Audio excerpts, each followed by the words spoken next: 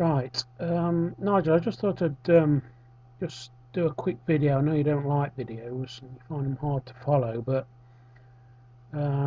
it's sometimes the best way to see how things done. Having things written down isn't always the best way, and trying to explain something in text can be quite difficult. But one thing don't think anybody's sort of mentioned yet is that you don't always have to use snaps.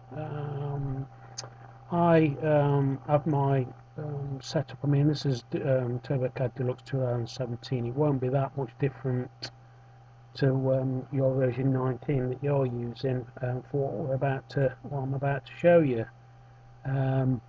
Let me start by. I mean, to be honest, I never use, or very rarely. I can't remember the last time I used grid for snapping to or anything. And like I say, you don't always have to use snaps. I mean, I have my snap bar set up on here, and I don't use the keyboard for snaps. I have real running snaps always on. It's just the way I've got used to working it, and it works for me. It's probably not the quickest way of doing it, but obviously have it set in. But obviously that's not what this video is really about.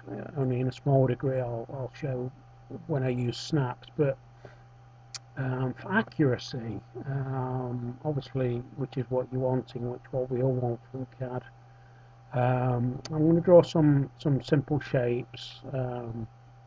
Not bothered putting any sizes in. So just again, like loads of primitives. Like I say, I don't really use the keyboard shortcuts. I don't really use the keyboard shortcuts very often, but what you can do in once you've drawn some basic shapes, obviously, as you know, your center of extent is always in the center unless it's been moved, as already been discussed by user intervention. But what I read from between the lines from what you're saying is that you're having to do some math functions to move and align things to get it from a certain position. But obviously what you can do, like if I want all these to line up at the bottom, just highlight them all, just draw a bounding box around them all, and I always have this set up, so I've got obviously this always works in plan view really well. The align tools, the basic align tools. So if I click align bottom, that's exactly what it's going to do. Everything aligns along the bottom. And the other one I often use is where I'm going to use the Vertex snap. Is a line along line, so you can, and that obviously circle is directly lined up with that line. And the other one, which I don't think anybody sort of mentioned, is obviously when you've done that, you want to move it a set distance, say, and I use this a lot. You've got your delta values here. Obviously that's your 3D one, your X and Y. If I wanted to move that 10 mil, I just type 10 in there, and it's moved it 10 mil.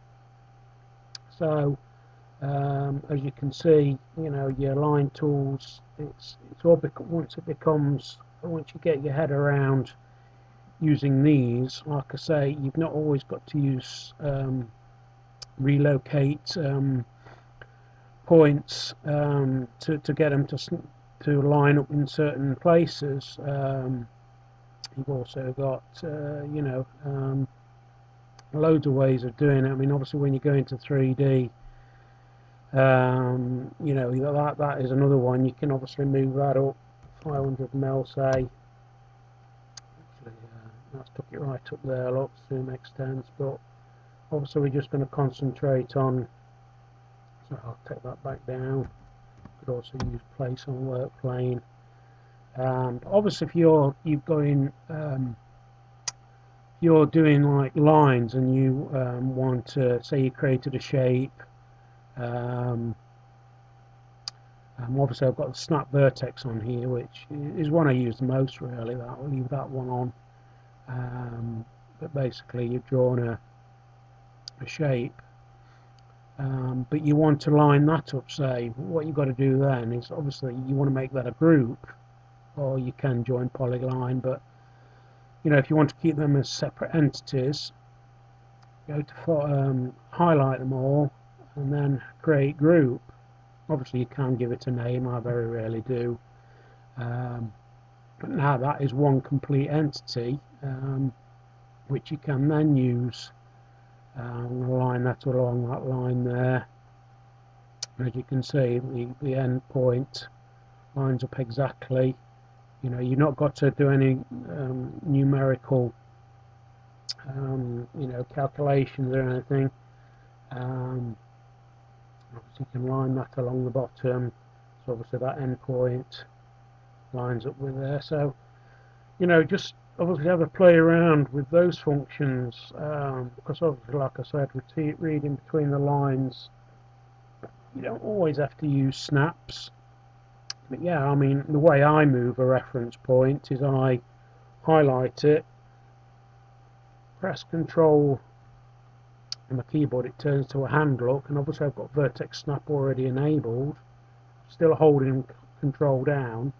I then move that down there and it automatically snaps because it gets within the snap zone to snap to a corner. So, and obviously then you can, you know, if I've got Vertex Snap on, I can then, you know, move things, like I say, that's what CAD's about, being able to move things accurately and snap to points, not having to keep zooming in to look at things, just check that they're lined up. You know that they are. Once you see that, you can actually see it. You see the magnetic point, you know, the icon, the little purple square, because you're getting close, and it will snap to there. But like I say,